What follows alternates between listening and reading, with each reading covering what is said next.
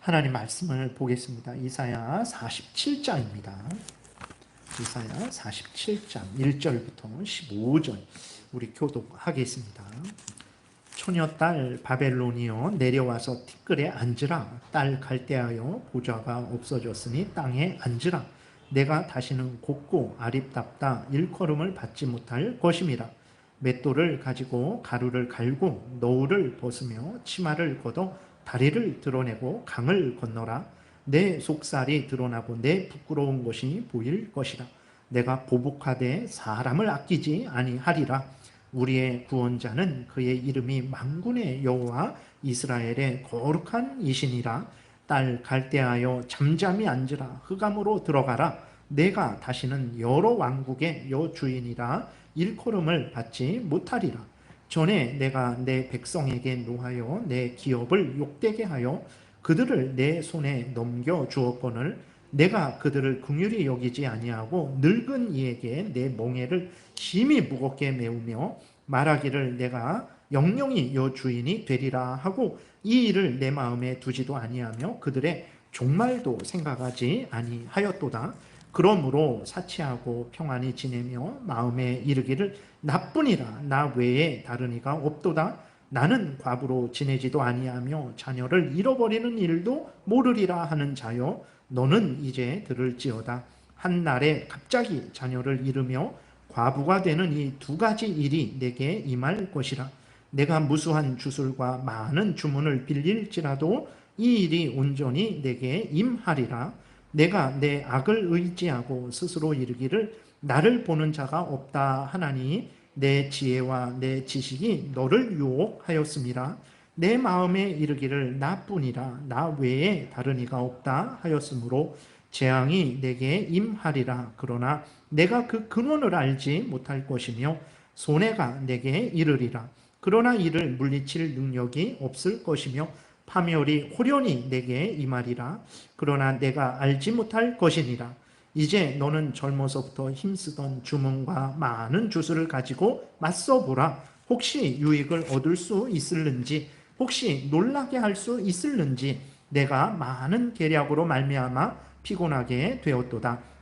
하늘을 살피는 자와 별을 보는 자와 초하룻 날에 예고하는 자들에게 일어나 내게 임할 그 일에서 너를 구원하게 하여 보라. 보라, 그들은 초계 같아서 불에 타리니 그 불꽃의 세력에서 스스로 구원하지 못할 것이라. 이 불은 덮게 할 숯불이 아니요 그 앞에 앉을 만한 불도 아니니라. 내가 같이 힘쓰던 자들이 내게 이같이 되리니 어려서부터 너와 함께 장사하던 자들이 각기 제 길로 흩어지고 너를 구원할 자가 없으리라. 아멘. 기도드리겠습니다. 살아계신 하나님 감사합니다. 이 시간 하나님의 말씀을 전하고 듣습니다. 성령께서 성경을 통해서 알려주시는 하나님의 뜻을 잘 깨달아 알게 도우소서. 하나님이 알려주시는 대로 믿고 따르게 도우소서. 이 삶이 우리의 본분이고 마땅히 행해야 될 삶이고 가장 복된 삶이고 가장 하나님의 영광을 드러내며 가장 많은 사람들을 유익하게 하는 유일한 길이라는 것을 우리가 확신하고 곁길로 가지 말고 성경에서 알려주는 대로 걸어가게 도우소서. 예수 그리스도의 이름으로 기도드렸습니다. 아멘. 오늘 본문을 통해서는 이제 하나님이 드러내시는 것은 하나님이 온 천지 만물 모든 나라 모든 사람들의 주권자이시고 하나님은 공의로 심판하시는 분이시다라는 것을 드러내고 있어요. 그러니까 이사야 전체가 그렇습니다. 그리고 창세기부터 계시록까지 전체가 그래요. 다른 거 말하지 않습니다. 하나님이 참된 하나님이시다. 하나님이 참된 신이시다. 유일하신 신이시다. 다른 신들은 인간이 만들어내고 사탄이 만들어낸 거짓된 것들이다. 하나님만이 참된 신이시고 하나님만이 창조주시고 하나님만이 구원주시고 그 창조주 되시고 구원주 되시는 하나님은 절대 주권자로서 하나님의 뜻대로 모든 나라들 모든 사람들의 흥망성쇠 생사화복을 주관하시고 다스리신다. 하나님을 경외하는 자들에게는 상을 주시고 하나님을 대적하는 교만한 자들에게는 하나님께서 벌을 내려주신다. 이것이 성경 전체에서 이제 우리에게 알려주는 거죠. 그렇기 때문에 하나님을 경외하고 그를 의지하고 그 명령을 따라 살아가라. 되게 그랬을 때에 하나님을 전적으로 의지하는 것을 인간들은 아이고 뭔가 내가 인생을 종으로 손해보면서 사는 것 아닌가라고 생각을 하는데 절대 그러지 않습니다.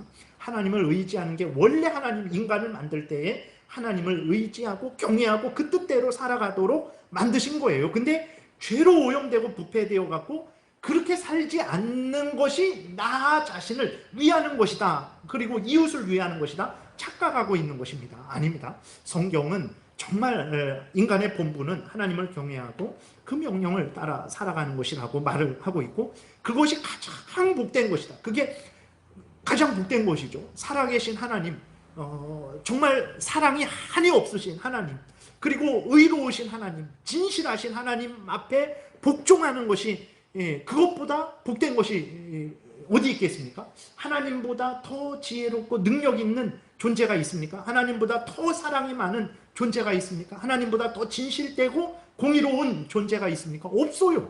사탄 마귀에게 무릎을 꿇는 것은 자존심이 안 상하는 일입니까? 사람에게 무릎을 꿇는 것은 자존심이 안 상하는 일입니까? 그거야말로 자존심이 상하는 일이죠. 하나님 앞에 무릎을 꿇는 것은 너무나 복된 것이고 영광스러운 것이고 은혜로운 것이고 가장 우리에게 기쁨이 된다는 것을 우리가 명심을 해야 됩니다. 성경 전체가 이것을 말하고 있고 오늘 본문에서도 이것을 말하고 있어요. 오늘 본문에 보게 되면 하나님께서 바벨론의 멸망을 하나님께서 아주 단호하게 명령을 하세요. 그런데 바벨론의 멸망을 이렇게 선언하실 때에 누구와 하나님이 의논하신 것도 아니에요. 누구의 조언을 받으신 것도 아닙니다. 하나님께서 아무와도 상의하시지 아니하시고 단독적으로 주권적으로 바벨론을 향하여 멸망해라 라고 이렇게 명령을 하세요. 1절에 보게 되니까 처녀딸 바벨론이여 내려와서 티끌에 앉으라. 너는 내려와서 티끌에 앉으라. 갈대하여 보자. 갈대아는 바벨론을 말하는 거예요. 그 바벨론 지역이 갈대아 지역이기 때문에 갈대하여 보좌가 없어졌으니 땅에 앉으라. 내가 다시는 곱고 아립답다 일컬음을 받지 못할 것입니다. 그러니까 바벨론을 향해서 처녀딸 바벨론이요 이렇게 하나님이 말씀을 하시는데 처녀딸은 귀하고 소중하죠. 애지중지 금이야 우기야 이렇게 처녀딸을 막내딸을 귀하게 이렇게 잘 부모가 보살피죠. 그것처럼 바벨론은 처녀딸처럼 아직까지 이방 나라에 의해서 공격을 받지도 않았고 어떤 어려움을 받지도 않았다라는 거예요. 그만큼 바벨론이 아직까지 바벨론 제국이 생긴 이래로 멸망하기 전까지 정말 바벨론을 괴롭히고 혼란하고 어지럽게 하는 그 세력이 하나도 없어서 바벨론이 처녀딸같이 그렇게 애지중지 그렇게 귀하게 복되게 살아왔다라는 거예요. 근데 하나님이 뭐라고 말씀하십니까? 이제는 내려와라. 그 보좌에서 내려와서 먼지 가운데 앉아라. 티끌 가운데 앉아라. 땅 가운데 앉아라. 땅에 앉으라. 너는 이제 다시는 곱고 아립답다. 일컬음을 받지 못할 것이다. 하나님이 말씀을 하시는 거죠. 하나님이 그냥 그렇게 명령하시는 거예요. 이게 명령입니다. 너 내려와. 땅에 앉아. 너는 끝이야. 이렇게 말씀을 하시는 거예요. 2절 3절도 보게 되면 맷돌을 가지고 가루를 갈고 너울을 벗으며 치마를 걷어 다리를 드러내고 강을 건너라. 내 속살이 드러나고 내 부끄러운 것이 보일 것이라. 내가 보복하되 사람을 아끼지 아니하리라. 5절 딸 갈대하여 잠잠히 앉으라. 흑암으로 들어가라. 하나님의 명령이에요. 내가 다시는 여러 왕국의 여주인이라 일컬음을 받지 못하리라. 하나님의 선언입니다.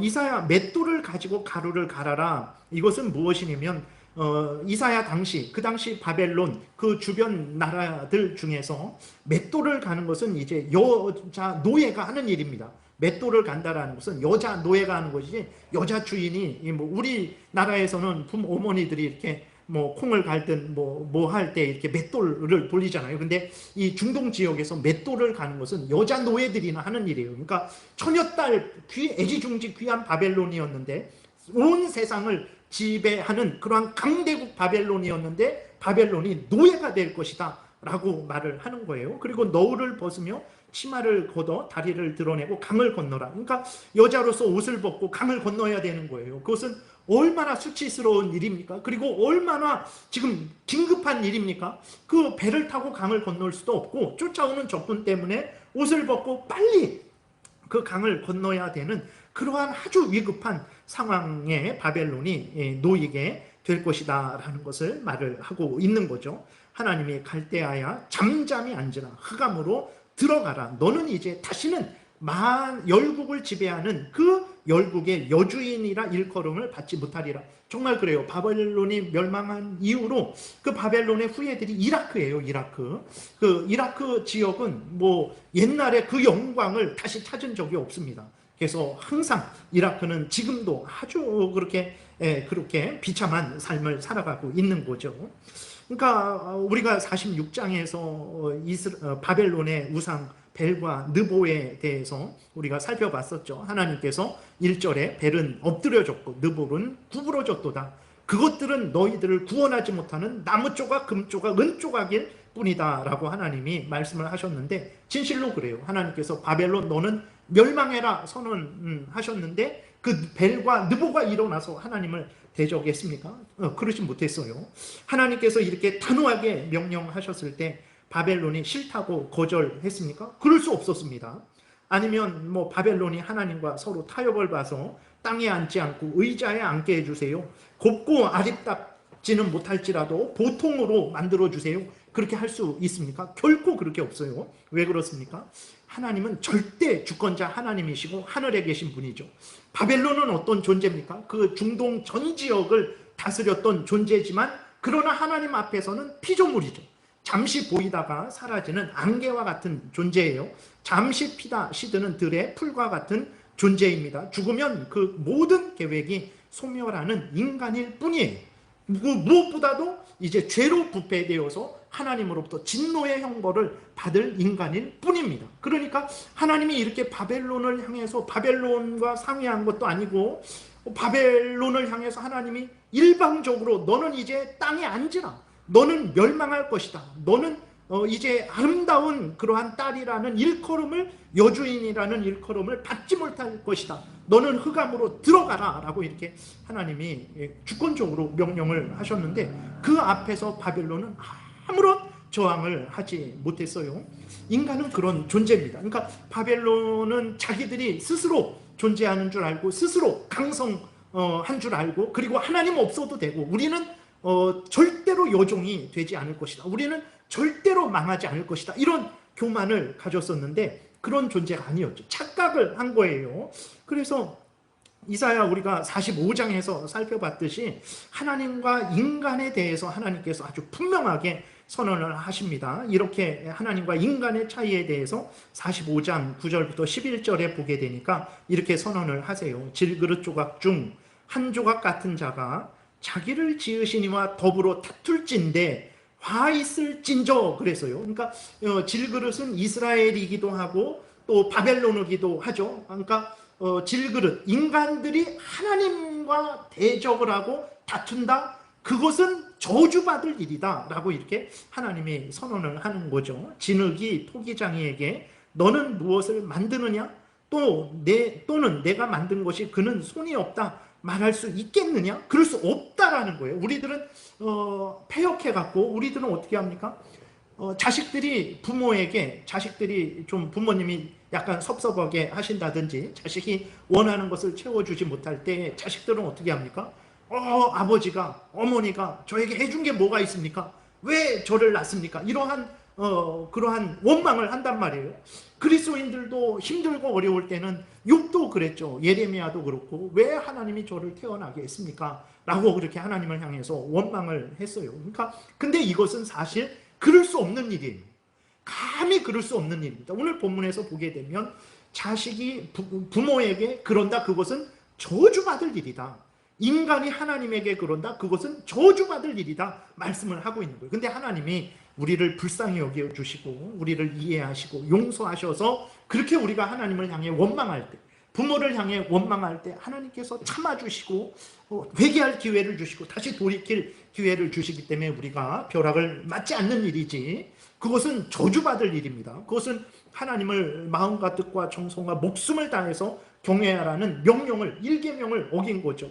그리고 5계명도 어긴 거죠. 하나님이 모든 부모 공경에 대해서, 그 질서에 대해서 존중하고 순종해야 될 것을 어긴 것입니다. 그러니까 하나님과의 계명에서 가장 첫 번째 계명을 어긴 것이고, 인간들과의 계명에서 가장 첫 번째 계명을 어긴 거죠. 저주받을 일입니다. 근데 하나님께서 그것을 용서하시는 거예요. 그러니까 인간과 하나님의 차이, 부모와 자식 간의 차이, 인간 중에서 부모와 자식 간의 차이도 자식이 부모에게 그럴 수 없는 일이에요. 근데 죄로 오염되고 부패되어서 우리는 그렇게 하죠. 근데 마찬가지로 하나님과 인간 사이에서 그럴 수 없다라는 것을, 그럴 수 있는 존재들이 아니다. 하나님과 인간은 그렇게 할 수 있는 간격이 너무 커서 인간이 그렇게 하나님 앞에 원망할 수 없다는 것을 분명히 드러내는 거죠. 10절에 아버지에게는 무엇을 낳았소 하고 묻고 어머니에게는 무엇을 낳으려고 해산의 수고를 하였소 하고 묻는 자는 화 있을진저 그것은 죄다라고 하나님이 말씀을 하시는 거죠. 11절 이스라엘의 거룩하시니 곧 이스라엘을 지으신 여호와께서 이같이 이르시되 너희가 장래일을 내게 물으며 또 내 아들들과 내 손으로 한 일에 관하여 내게 명령하려느냐? 라고 하나님께서 책망을 하세요. 그러니까 바벨론은 자기들이 하나님 없이도 살 수 있고 자기들 스스로 살 수 있고 자기들이 하나님도 대적할 수 있다라고 생각을 했는데 과연 그럴 수 있었습니까? 전혀 그러지 않죠. 하나님께서 너는 이제 멸망해라 라고 하나님이 명령을 하시니까 바벨론은 멸망할 수밖에 없었던 거예요. 그러니까 우리들이 하나님을 생각을 할 때에 첫 번째로 다른 신들, 뭐 불교의 신이나 이슬람의 신이나 아니면 무당이 믿는 신이나 그 신들 중에 하나인데 그 중에서 제일 힘이 센 하나님이다라고 생각하면 절대로 안 됩니다. 그러한 신들은 다 사탄이 거짓말한 것이고 인간이 거짓으로 만들어낸 거짓된 우상들이에요. 신은 오직 한 분 하나님밖에 없어요. 그리고 하나님을 섬길 때 하나님과 인간이 같은 수준에서 이렇게 그렇게 있을 수 있는 존재가 아니에요. 하나님은 하늘에 계시고 우리는 땅에 있다라는 것을 잊지 말아야 됩니다. 하나님은 전지전능하시고 우리는 하나님의 은혜 없이는 한순간도 살 수 없는 피조물이다라는 것을 우리가 분명히 인식을 해야 돼요. 그래서 오늘 본문에서 어떻게 하나님이 저렇게 바벨론을 향하여 아주 단독적으로 그렇게 주권적으로 말씀하실 수 있을까? 말씀하실 수 있는 분이 하나님이십니다. 바벨론에 대해서뿐만 아니라 오늘 우리들에 대해서도 하나님은 그렇게 절대 주권자 하나님이시다라는 것을 우리가 항상 인식을 하고 있어야 돼요. 그래서 성경은 이제 하나님께서 절대 주권자 하나님으로서 절대 주권 하나님의 기쁘신 뜻대로 행하시는 분이다라는 것을 아주 분명하게 드러내고 있어요. 그러니까 바벨론의 멸망을 통해서 하나님은 이런 분이다라는 것을 우리에게 알려주고 있는 거죠. 그래서 이스라엘 백성들로 하여금 이사야 당시 이스라엘 백성들로 하여금 하나님을 경외하게 하는 거고 그 한 100여 년 후에 이렇게 포로로 끌려갈 이스라엘 백성들로 하여금 바벨론을 두려워하지 말고 하나님을 그때 의지하게 하려고 하나님이 미리 이사야를 통해서 이렇게 말씀을 해주시는 것이고 모든 시대 모든 백성들로 하여금 하나님이 이러한 절대 주권자 하나님임을 깨달아 알고 하나님을 의지하고 경외하게 하시려는 것이죠. 그래서 성경 전체는 이렇게 오늘 본문에 있는 것처럼 하나님은 절대 주권자 하나님이시다라는 것을 증거하고 있어요. 에베소서 1장 5절에도 보게 되면 하나님께서 창세 전에 구원받을 자와 버림받을 자를 하나님께서 인간을 보고 누구 천사들과 상의하고 아니면 인간의 조언을 듣고 결정하신 게 아니라 하나님이 절대 주권적으로 하나님의 뜻대로 그렇게 결정하셨다라는 것을 드러내고 있습니다. 에베소서 1장 5절에 보게 되니까 그 기쁘신 뜻대로 우리를 예정하사 예수 그리스도로 말미암아 자기의 아들들이 되게 하셨으니 그랬어요. 그러니까 우리들이 하나님의 아들들이 됐는데 우리들이 하나님의 아들이 될까? 내가 한번 생각해보고 하나님의 아들이 될까? 우리 입장에서는 우리가 그렇게 한 것 같지만 그게 아니고 하나님이 창세 전에 창세기 1장 1절 전에 하나님께서 우리를 하나님의 아들들이 되도록 그렇게 주권적으로 하나님의 뜻대로 예정하셨기 때문에 우리가 이 땅에서 하나님의 아들들이 되었다라는 것을 이야기하고 있는 거예요. 우리가 하나님의 자녀된 거, 구원받은 거, 하나님의 절대 주권에 의한 것이라는 것을 우리가 잊지 말아야 됩니다. 물론 이 땅에서 우리가 해야 될 일이 있죠. 예수 그리스도를 믿고 회개하고 하나님께로 돌아가는 일이에요. 그러나 그것에 근거해서 우리의 구원이 시작된 게 아니고 창세 전에 하나님의 뜻에 의해서 결정되었고, 결정된 우리에게 하나님의 은혜를 주시고 성령을 주셔서 우리가 이 땅에서 예수 그리스도를 믿고 하나님의 자녀가 된 거예요. 하나님의 뜻이라는 것을 분명히 기억해야 됩니다. 그러니까 우리들이 일을 했어요. 그러나 우리들이 일을 한 것이 살아계신 하나님과 같은 급에서 일을 한 게 아닙니다. 우리들이 일을 했지만 우리들은 하나님의 피조물로서 일을 한 거예요. 하나님의 모든 원인, 근거는 살아계신 하나님에게 있는 거예요. 그러니까 우리들이 이 땅에서 일을 한 것이 하나님과 같은 원인이라는 것을 이라고 착각하지 말고, 우리는 피조물로서 일을 한 것이고 모든 일의 시작과 진행과 완성은 하나님에 의해서 되어진다는 것을 우리가 항상 기억을 해야 됩니다. 그래서 이게 신학적으로 이렇게 말을 하면 제1원인, 하나님께서 모든 일을 시작하시고 진행하시고 완성을 하시는 거예요. 우리 인간은 피조물입니다. 피조물을 다른 말로 하면 제2원인이 되는 거예요. 제2원인인 피조물인 인간은 절대로 제1원인 하나님처럼 될 수 없어요. 그러니까 우리들이 이 땅에서 무엇을 했을지라도 우리는 제1원인 되시는 하나님의 주권 하에서 일을 하는 제2원인 피조물이라는 것을 항상 우리는 잊지 말아야 됩니다. 근데 우리 그리스도인들도 착각을 하죠. 하나님과 우리가 같은 수준에 있다라고 생각을 하고 우리로부터 모든 일이 또 시작된다라고 생각을 하죠. 물론 이 땅에서는 우리가 그렇게 느끼지만 근본적으로 성경의 근거에서 살펴볼 때에는 모든 것은 하나님으로부터 시작되어서 진행되고 완성되는 것이고, 우리들은 피조물 제2원인으로서의 일을 하는 수준에 있다는 것을 우리가 잊지 말아야 됩니다. 바벨론이 교만했거든요. 교만했는데 자기들이 제2원인 피조물이라는 것을 몰랐어요. 하나님은 창조주 제1원인 절대 주권자라는 것을 모르고 자기들이 하나님과 대등한 그러한 착각을 했던 거죠. 그 죄에 대해서 하나님이 이제 형벌을 하시는 것이 오늘 본문인 거예요. 그리고 고린도전서 12장에 보게 되면 하나님이 은사를 주실 때에도 하나님이 누구랑 상의하고 하나님이 인간의 조건을 보고 은사를 주시지 않습니다. 성령께서 성령의 뜻대로 나눠주신다 그랬어요. 고린도전서 12장 11절에 보게 되니까 이 모든 일은, 앞에서 은사에 대해서 이야기하고 이 은사를 주시는 이 모든 일은 같은 한 성령이 행하사 그의 뜻대로 각 사람에게 나누어 주는 것이다 라고 이렇게 하나님이 말씀을 하고 있는 거예요. 그러니까 예를 들어서 제가 목사가 됐어요. 제가 목사가 됐는데 하나님께서 저를 목사로 삼으실 때에 제가 목사를 잘할 만하니까, 다른 사람들보다도 믿음이 좋으니까 목사를 시킨 게 아니에요. 그냥 하나님이 하나님의 뜻대로 저는 목사로, 다른 분은 장로로, 다른 분은 권사로, 다른 분은 집사로, 다른 분은 성도로, 하나님이 하나님의 뜻대로 그렇게 직분도 주시고 은사도 주셨다라는 것을 우리가 분명히 기억을 해야 되는 것입니다.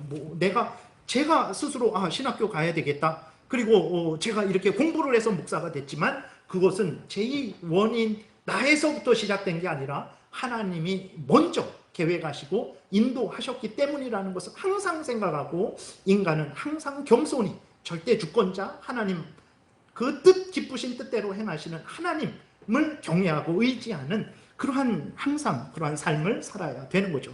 그래서 다윗은 사무엘하 7장 21절에 하나님은 모든 일을 그 뜻대로 행하시는 절대 주권자 하나님이심을 분명히 선언하고 있습니다. 사무엘하 7장 21절 보니까 주의 말씀으로 말미암아 주의 뜻대로 이 모든 큰 일을 행하사 주의 종에게 알게 하셨나이다. 그러니까 하나님께서 다윗을 택하시고 다윗의 후손들을 통해서 이스라엘을 다스리시고, 또 다윗과 솔로몬을 통해서 예수 그리스도를 예표하고 예수 그리스도가 오실 길을 준비하셨는데, 그것은 다윗이 대단해서 다윗이 그럴만하니까 하신 것이 아니라 하나님이 그냥 기쁘신 뜻대로 결정하시고 그렇게 이루신 거예요. 그래서 다윗은 이것이 하나님의 절대 주권 뜻이구나 하고 그 사무엘하 7장 21절에 이 모든 일은 주님의 뜻대로 행하신 일이고 저에게 알려주신 일입니다. 저로부터 되어진 일이 아닙니다 라고 이렇게 다윗은 하나님을 경외했습니다. 다니엘 4장에 보게 되면 교만했던 느부갓네살 왕도 하나님에 의해서 형벌을 받고 나서는 그때야 정신이 들었어요. 그래서 이렇게 하나님에 대해서 고백을 합니다. 땅에 모든 사람들을 없는 것 같이 여기시며 하늘의 군대에게든지 땅의 사람에게든지 그는 자기 뜻대로 행하시나니 그의 손을 금하든지 혹시 이르기를 내가 무엇을 하느냐고 할 자가 아무도 없도다 그랬어요. 이방나라 바벨론의 느부갓네살 왕도 7년 동안 짐승처럼 밖에 나가서 비를 맞고 그 풀을 먹으며 그렇게 살고 나중에 7년 후에 하나님이 정신을 깨닫게 했을 때 그때서야 깨닫고 이러한 고백을 했던 거죠. 그러니까 하나님께서는 어떤 분이냐, 바벨론을 이렇게 멸망시키는 선언하시는 것을 통해서 하나님은 하나님의 뜻대로 절대 주권자로서 행하시는 하나님이시다. 그 누구도 하나님의 뜻을 막을 수 없다라는 것을 분명히 선언을 하셔서 이사야 당시 하나님을 전적으로 의지하지 않고 신흥제국 바벨론을 의지하고 주변 나라 쓰러져가는 아수르를 의지하고 애굽을 의지하고 주변 나라를 의지하는 이스라엘 백성들로 하여금 하나님을 의지해라 말씀을 하시는 거고, 결국은 이스라엘 백성들이 이 이사야 이후 약 한 100여 년 정도 후에 바벨론에 의해서 포로로 끌려갈 때 이사야서는 기록으로 남아있죠. 이 기록을 보면서 우리가 끌려가지만 하나님이 바벨론을 다스리고 주관하시고 때가 되면 멸망시켜서 우리를 포로로 나오게 하실 것이다 라는 것을 미리 100년 전에 알려주시는 거예요. 그래서 포로로 끌려갈 때 이스라엘 백성들이 이 이사야서를 통해서 위로를 얻고 소망을 갖게 하시는 거죠. 앞에서 말씀드렸듯이 또 우리들에게도 이 모든 것을 알려주셔서 우리로 하여금 하나님을 의지하고, 우리들의 인생이 얼마나 힘들고 어렵습니까? 정말 우리의 인생이 누구에 의한 것 같고 이 사람에게 달린 것 같고 저 사람에게 달린 것 같아요. 그래서 우리가 정신없고 힘들고 우리의 인생이 물질에 달려있는 것 같고 지위권세에 달려있는 것 같이 느끼게 되죠. 불안하기도 하고 두렵기도 하고 막막하기도 합니다. 그때 하나님께서 깨닫게 하시는 거예요. 아니다, 내가 절대 주권자 하나님이다.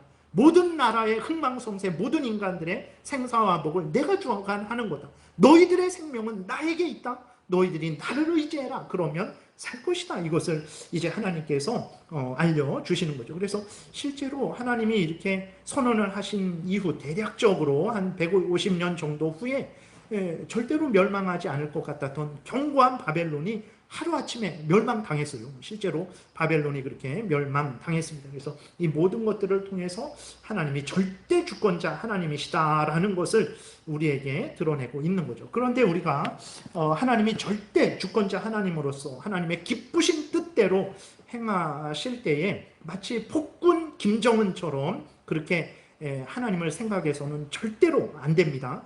하나님, 우리의 4절에 보게 되니까, 오늘 본문 4절에 보게 되니까 우리의 구원자는 그의 이름이 만군의 여호와 이스라엘의 거룩한 이신이다 라고 이렇게 이사야가 선언을 하고 있죠. 그러니까 하나님께서 바벨론을 향해서 바벨론 너희들은 이제 멸망할 것이다 선언을 하셨을 때에, 아니 왜 아무 죄도 없는 바벨론을 멸망시키나, 하나님이 김정은 같은 폭군인가, 사람들은 그렇게 생각하죠. 그랬을 때 이사야가 그렇지 않다. 하나님은 거룩한 하나님이시다. 그러니까 하나님은 구원자, 하나님을 의지하는 자를 구원하시는 구원자 하나님이시고, 하나님은 만군의 여호와, 절대 주권자, 모든 나라, 모든 만물들, 모든 사람을 주관하시고 다스리시는 만군의 여호와시고, 그 만군의 여호와시는 거룩하신 하나님이다. 그러니까 하나님은 거룩하신 분입니다. 하나님은 진실하시고 공의로우신 분이에요. 하나님은 김정은처럼 그 악한 죄악이 없는 분이에요. 김정은은 악한 죄악을 따라서 자기의 그 아주 폭군으로서 행하는 것이지만 하나님은 절대 그렇지 않습니다. 하나님이 기쁘신 뜻대로 주권대로 행하신다고 해갖고 김정은과 같이 폭군처럼 행하는 것이 절대 아니에요. 이사야는 분명하게 선언합니다. 하나님은 그러한 권한이 있는 주권자 하나님이고 김정은은 그런 권한 없어요. 그리고 하나님은 거룩하신 하나님이다. 절대로 폭군처럼 그렇게 행하시는 분이 아니다 라고 이제 이사야가 선언을 하는 거죠. 하나님은 거룩하시고 진실하시고 의로우시기 때문에 심판하실 때에도 거룩하시고 진실하시고 의로우십니다. 그래서 하나님께서 바벨론을 들어 쓰셨죠. 들어서 이스라엘을 징계하는 도구로 썼어요. 근데 왜 하나님께서 언제는 바벨론을 들어 쓰시고 언제는 또 바벨론을 멸망시키시는가? 그거는 너무 하나님께서 폭군처럼 행하시는 것 아닌가? 아니다. 왜 그렇습니까? 6절부터 보게 되면 바벨론의 죄악에 대해서 이제 나오고 있어요. 하나님이 바벨론을 멸망시키시는 것은 하나님이 그냥 기분 나빠서 이렇게 잘 세상 표현으로 이제 쓸모 없어지니까 버리시는 게 아니라 바벨론의 죄악에 대한 공의의 심판을 하시는 것이다라는 것을 이제 말을 하고 있는 것입니다. 그래서 6절에 보게 되니까 전에 내가 내 백성에게 노하여 내 기업을 욕되게 하여 그들을 내 손에 넘겨 주었거늘 내가 그들을 긍휼히 여기지 아니하고 늙은이에게 내 멍에를 심히 무겁게 메우며 말하기를 내가 영영이 여주인이 되리라 하고 이 일을 내 마음에 두지도 아니하며 그들의 종말도 생각하지 아니하였도다. 무슨 말이냐면 하나님께서 이스라엘이 하도 하나님의 말씀을 안 들으니까 하나님께서 바벨론을 들어서 이스라엘을 회초리를 때리시는 거죠. 이스라엘을 징계하시는 거예요. 근데 바벨론을 통해서 이스라엘을 징계하실 때 적당히 징계하시려고 그랬습니다. 그리고 70포로로 끌고 가게 하셨는데 70년만 포로로 있다가 돌아오게 하시려고 그랬어요. 근데 바벨론이 어떻게 했습니까? 교만해졌어요. 교만해져갖고 이러한 하나님의 뜻은 생각하지 않고 포로로 끌고 간 이스라엘 백성들을 심하게 학대했어요. 하나님의 뜻은 70년 있다 바벨론에서 돌아오게 하는 건데 오늘 그 7절에 6절에 있는 대로 하나님이 그래서 이스라엘을 바벨론에 넘겨줬더니 바벨론 사람들이 그 넘겨받은 이스라엘을 긍휼히 여기지 않았어요. 불쌍히 여기지 않고 그 늙은이에게 힘을 잃은 포로된 이스라엘 백성들에게 심히 무거운 멍에를 지게 했어요. 그리고 말하기를 내가 너희들 영영이 포로로 데리고 살 거야. 하나님은 70년 후에 다시 포로에서 해방시키려고 잠시 바벨론에게 넘겨주셨는데 바벨론은 이스라엘을 학대하고 내가 너희들 영영이 내 포로로 삼을 거야 라고 내가 너희들 여주인이 될 거야. 그래서 이스라엘의 그를 향한 하나님의 계획은 전혀 생각 안 하고 이스라엘을 완전히 말살시키려는 그러한 악을 행했던 것이거든요. 그렇기 때문에 하나님께서 바벨론에게 너는 처녀딸 바벨론아 땅에 앉아라. 너는 영원한 어둠으로 들어가라 라고 이렇게 선언을 하셨을 때 하나님께서 괜히 기분 나쁘다가 잘 지내다가 이제는 좀 속된 표현이지만 단물을 하나님께서 다 드시고 이제는 단 거 없으니까 버리고 이것이 아닙니다. 하나님은 절대 그런 분이 아니에요. 하나님은 왜냐? 거룩하신 분이기 때문에.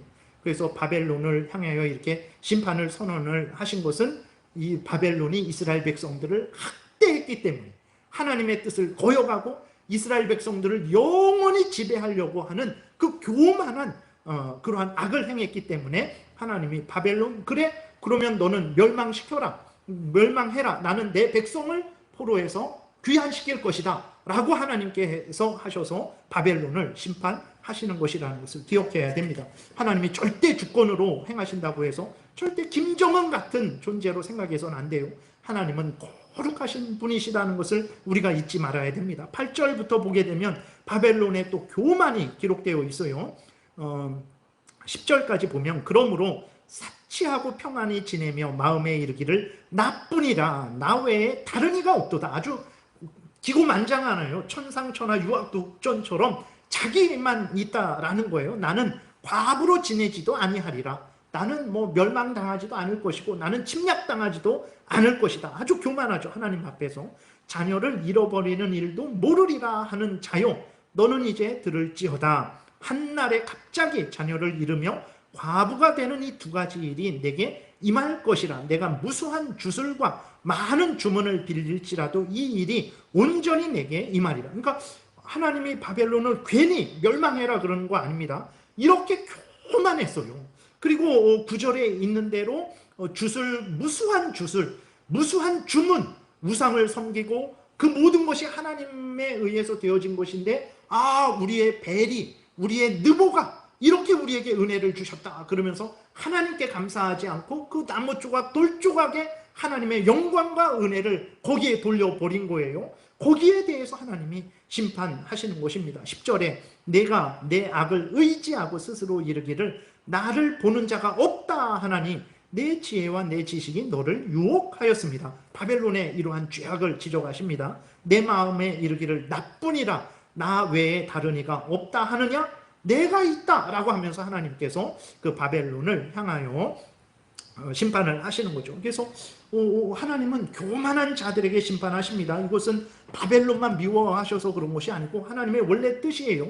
잠언 16장 18절에도 보게 되니까 교만은 패망의 선봉이요 거만한 마음은 넘어짐의 앞잡이다 그랬어요. 잠언 18장 12절에서도 사람의 마음에 교만은 멸망의 선봉이요 겸손은 종귀의 길잡이다 그랬어요.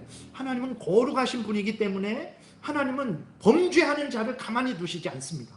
우리도 부패했기 때문에 남이 부패한 것을 보면 나도 죄 짓는데 그리고 넘어가요. 그러나 하나님은 그렇지 않죠. 하나님은 회개하는 자는 용서하시지만 회개하지 않는 자에 대해서는 하나님은 공의의 하나님이시기 때문에 반드시 형벌하십니다. 왜 예수 그리스도를 보내주셔서 십자가에 죽게 하셨습니까? 그냥 우리 구원하면 되지. 공의의 하나님이시기 때문에 그래요. 사랑의 하나님이시기 때문에 우리를 구원하세요. 그러나 공의의 하나님이시기 때문에 그 죄를 유야무야 넘어갈 수 없는 거예요. 그렇기 때문에 예수님으로 하여금 대신 죽게 하셔서 우리의 죄값을 해결하신 것입니다. 그래서 예수님이 십자가에 죽으신 거예요. 그러니까 하나님은 회개하는 자는 용서하시지만 교만하고 범죄하고 회개하지 않는 자에 대해서는 반드시 심판하시는 거룩하신 분이라는 것을 우리가 명심해야 됩니다. 그래서 바벨론의 멸망은 자신들의 죄에 대한 대가를 받는 것이라는 것을 우리가 잊지 말아야 돼요. 그래서 오늘도 마찬가지입니다. 바벨론만 하나님이 형벌하시니 아닙니다. 그리스도인들도 하나님께서 징계하십니다. 물론 바벨론의 형벌은 지옥 형벌을 미리 맛보는 거죠. 근데 그리스도인들이 당하는 그 형벌은 징계입니다. 징계. 아버지가 아들 대신 우리에게 내리는 징계. 우리가 잘못했을 때 때리는 회초리죠. 그러게 하나님이 그러한 회초리를 때리세요. 근데 그 회초리가 매섭습니다. 바벨론의 이스라엘 백성들이 하나님의 백성들인데도 하나님의 뜻대로 살지 않으니까 70년 포로가 되는 회초리를 때리십니다. 고린도전서 11장에도 보게 되면 고린도 교인들이 하나님이 주신 성찬을 더럽혔어요. 성찬의 뜻도 모르고 더럽히고 서로 사랑하라고 그렇게 해야 되는데 서로 미워하고 부한 자들은 가난한 자들은 부한 자들을 원망하고 불평했죠. 그렇게 했을 때 하나님이 어떤 징계를 주셨습니까? 너희들 중에 잠자는 자도 있고 죽은 자들도 있어요. 고린도 교회 하나님의 백성들입니다. 하나님의 자녀들이에요. 근데 하나님의 뜻대로 살지 않았을 때 하나님이 징계 주셨는데 어떤 징계를 주셨냐면 잠자는 자들도 있고 죽는 징계도 주셨어요. 그리고 병들고 약해지는 징계도 주셨어요.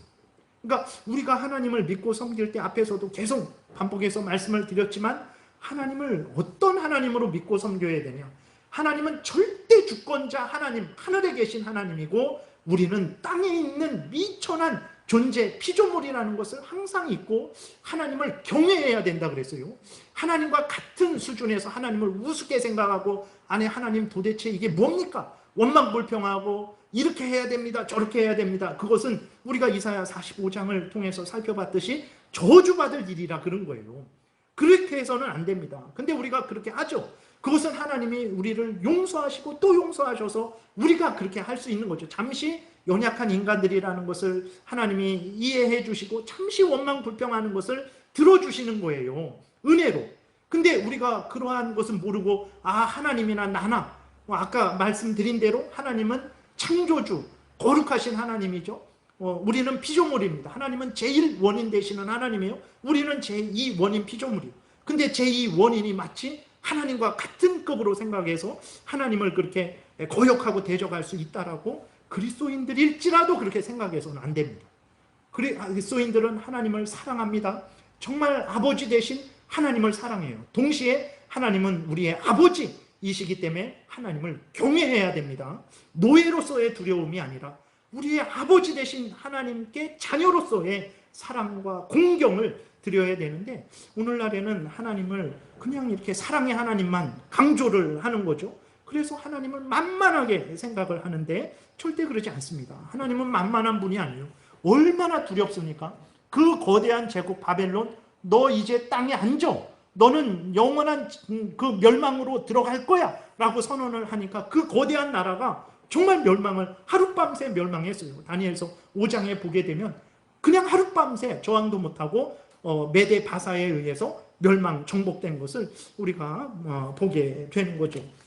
하나님은 이렇게 절대 주권자 하나님이에요. 근데 문제는 뭐냐면 이러한 절대 주권자 하나님에 대해서 그 바벨론이 전혀 인식하지 못한 거예요. 11절에 보게 되니까 재앙이 내게 임하리라.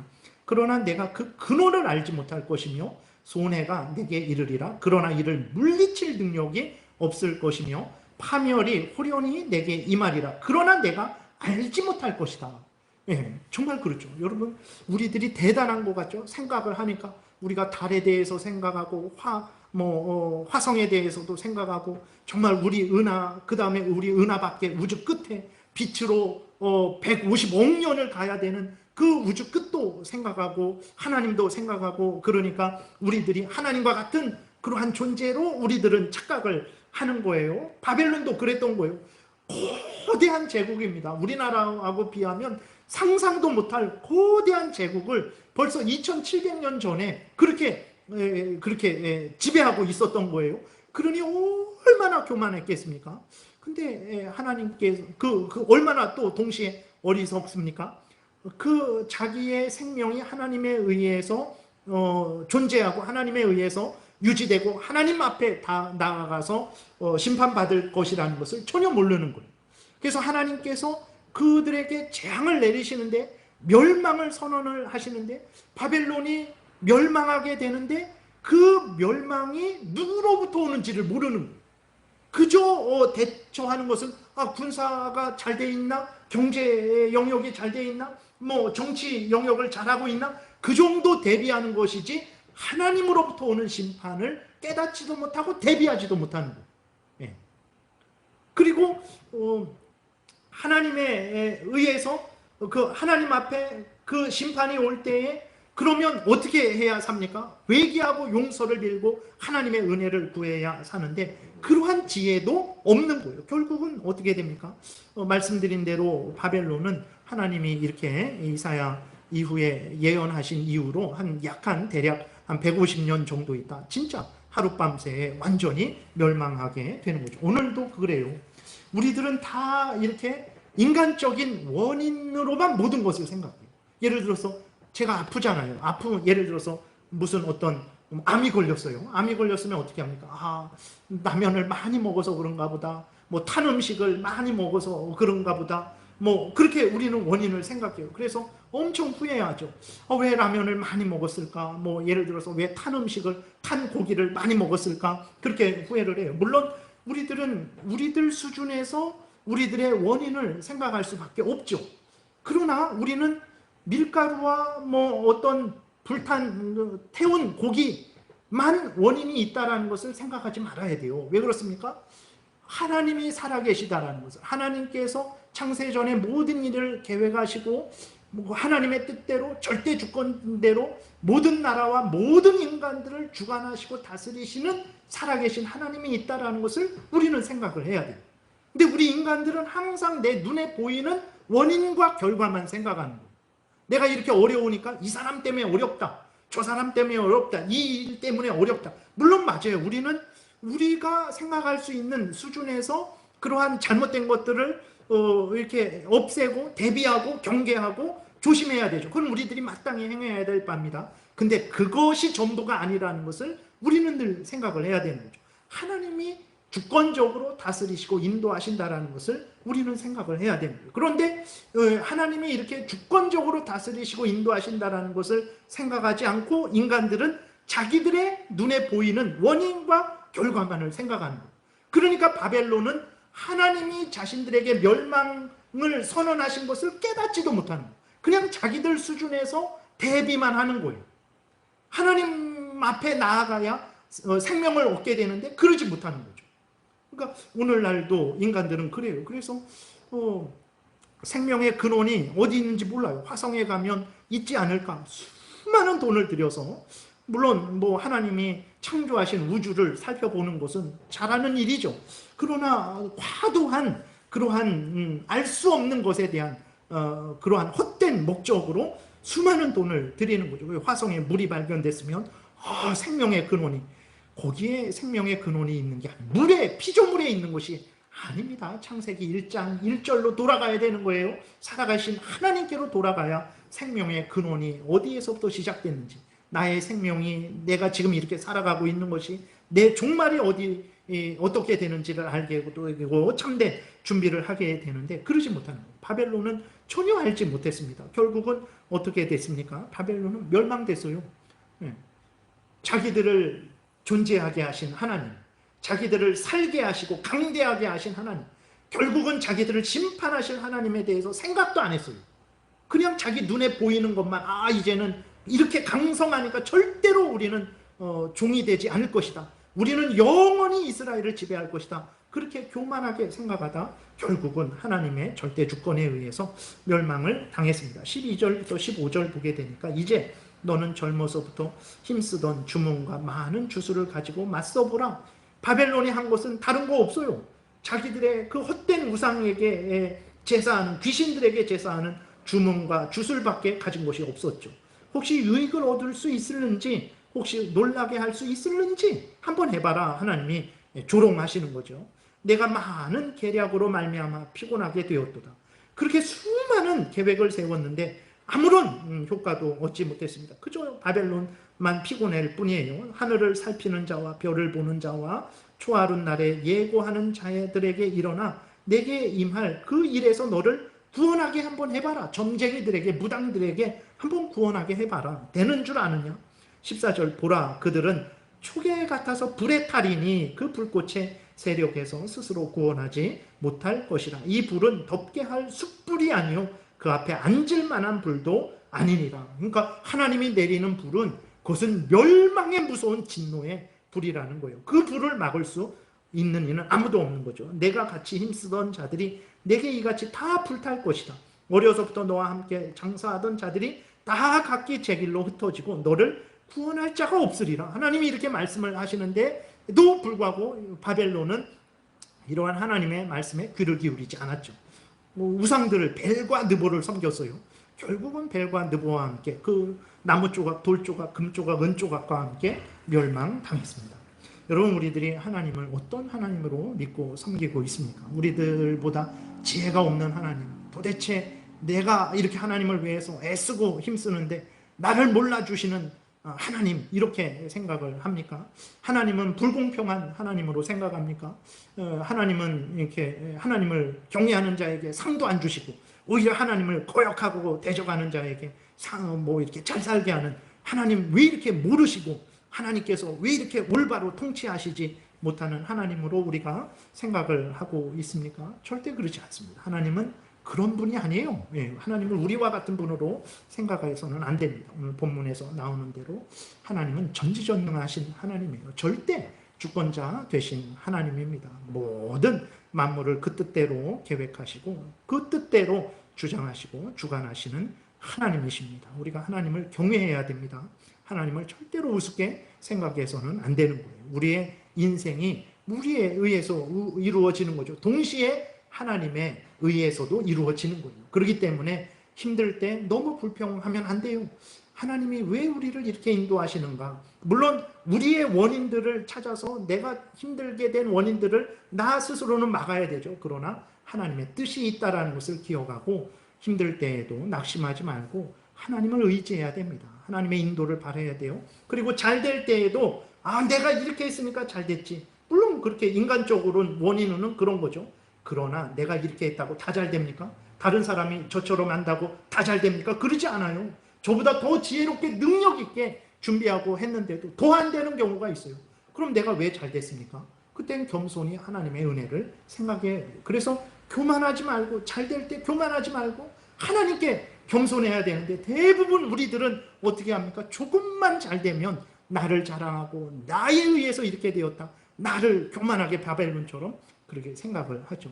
그것은 온전한 신앙생활이 아닙니다. 성경을 통해서 오늘 본문에서 알려주고 있는데 우리는 피조물입니다. 땅에 있는 존재고 동시에 하나님은 하늘에 계셔서 전지전능하신 능력으로 주관하시고 다스리는 거예요. 이것을 항상 인식하고 우리가 바벨론처럼 교만하고 마음대로 범죄해서는 안 되고 항상 하나님을 경외하고 하나님의 명령을 따라 살아가야 됩니다. 이것이 우리들의 본분이고 살 길이고 내가 복되고 우리 가정이 복되고 이 나라가 복되고 우리 교회가 복되는 유일한 길이에요. 이것이 가장 복된 일입니다. 열심히 이 복된 길을 걸어가야 되겠습니다.